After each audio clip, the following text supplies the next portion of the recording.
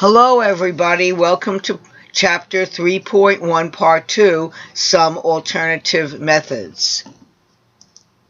The alternative method that we're going to study here is the lattice method. And the lattice method has been used historically in many cultures, including China, Europe, and Arabic cultures. So we're going to multiply 510 times 46 using the lattice method in this first example. In order to do the lattice method, you first need to construct 3 boxes across for 3-digit numbers and 2 boxes going down for 2-digit numbers, and each box has a diagonal in it.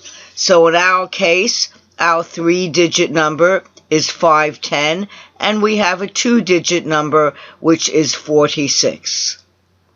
So here we have constructed our lattice box. And we put 510, which is 510, and then we put 46 for our 46. So now we're set up and ready to go.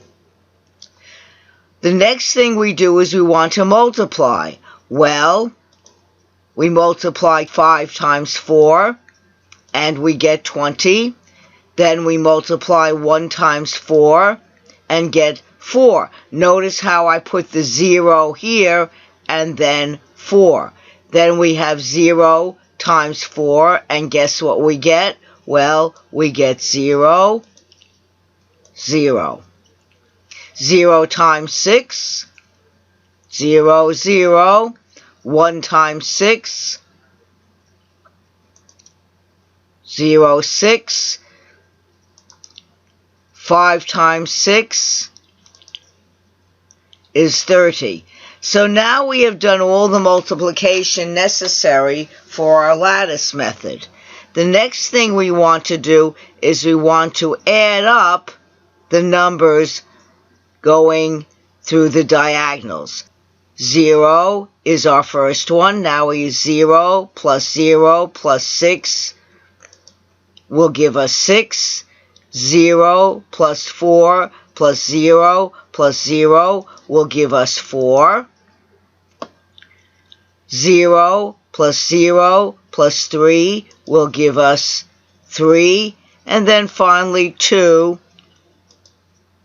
And here we have it all set up, and it turns out that our number is 23,460.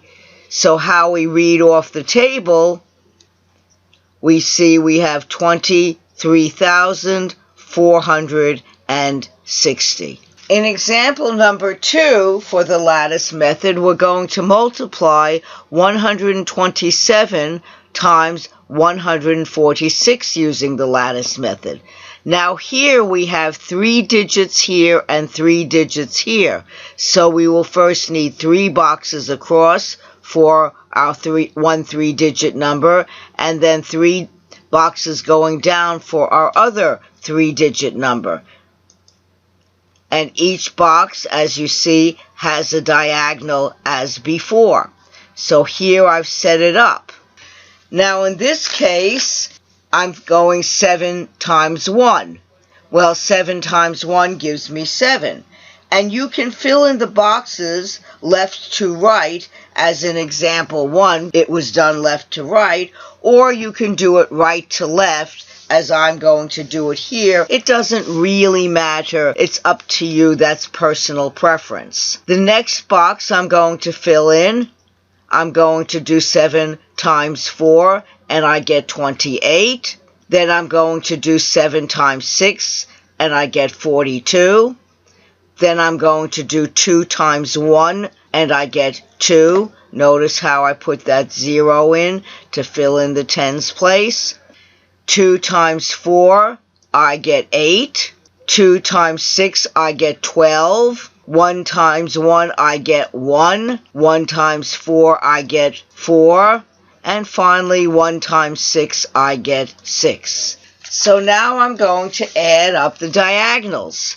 So here, this first one, I get when I add it up is 2. But in the second one, I get 14. Well, where do I put the tens place? I can put the 4 here, but then I'm going to have to carry the tens place over here. So I'm going to add it up. I'm going to use it when I add up these. So now I'm going to add up 6 plus 1 plus 8 plus 2 plus 7 plus 1.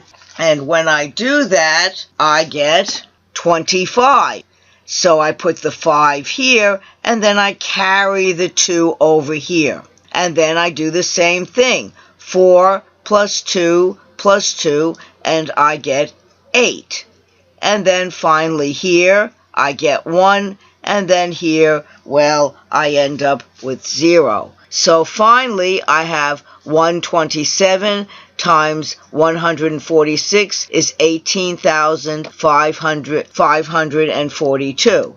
So here I got it, 18,542. So that's how I copied it and got my final answer here as 18,542. The disadvantages of this method is that it doesn't have a connection to the base 10 reasoning behind it that most of us are familiar with. Thank you very much. Be well, take care, and goodbye for now.